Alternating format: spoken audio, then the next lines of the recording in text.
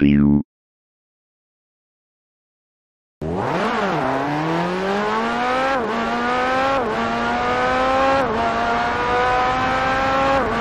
Ah yes, Forza 3. Navigating Forza Motorsport 3's many menus is like walking into an Audi showroom with all its clean, minimalist sophistication and being offered a latte by a well-dressed sales manager. According to Eurogamer, it's Peter Egan in this case, which is frankly just the man I'd want to sell me a high-powered Audi R8. Just like Peter's smooth, received tones, Forza 3 oozes style from the moment you put the disc in the drive. Graphically, the car models are detailed and accurate, but despite its stylishness, compared to rivals like Need for Speed, Forza 3 is a little plain overall. However, the compromise is worth the smooth 60 frames a second it delivers when you're driving, and ultimately, the trackside glitz isn't so important when you hammer past it at 120 miles an hour. The developers, Turn 10, have done a sterling job in creating a racing game that is accessible for players of all ages and skills. Forza 3 can be set up to do all the hard work for you, even to the extent that you can hire an AI driver if your skills are that poor. It will certainly open up the game to a few new players, although on easier settings with every assist on, all the cars tend to feel very similar and it becomes a little boring. The physics model is fantastic, and even the more powerful cars, like the Bugatti Veyron, are manageable and fun to drive with many of the assists off. The new rewind feature, which allows you to undo crashes and the like, frees you up to try the more challenging and rewarding difficulty levels without the frustration of having to try races over and over. I found it to be a bit of a crutch at first, and I used it a lot, but as my feel for the cars developed, I found myself using it less and less. Of course, you don't have to use it if you feel like it's cheating.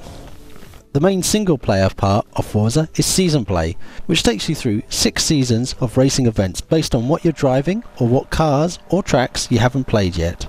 Initially it seems restrictive, but it actually makes sense, as Season Play can be different each time you restart. Away from the career mode, you can quick race any car that you've downloaded or that is on the discs, as well as any track. That means 400 cars and 100 tracks. Then add on a huge number of multiplayer options. There are obscene amounts of content on offer here. I should note that much of the content on Disc 2 has been recycled from Forza 2, which is good or bad depending on your viewpoint.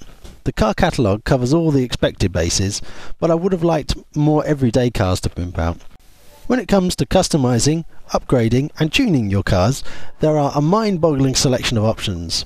Cars can be quick upgraded if you don't want to get into the nitty-gritty of it, but for the modders, there are tons of content. You can also paint your cars for that personal touch, from my feeble efforts to stunning community paint jobs. Just look at these! The storefront allows players to upload and browse replays, photos, paint jobs and card tuning setups.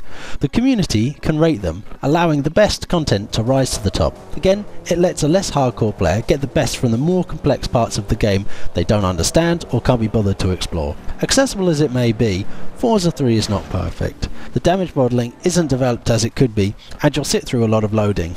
If you can spare 11 gigs on your 360's hard drive, then it's worth installing both discs to take the edge off the loading times. To be honest, these are such minor faults I doubt that they will trouble you much in game. The more you play Forza Motorsport 3, the better it gets, and the less important the minor flaws it has seem to matter. When all is said and done, Forza 3 is a sublime mix of speed, style and accessibility that easily makes it the most enjoyable sim racer out there, bar none.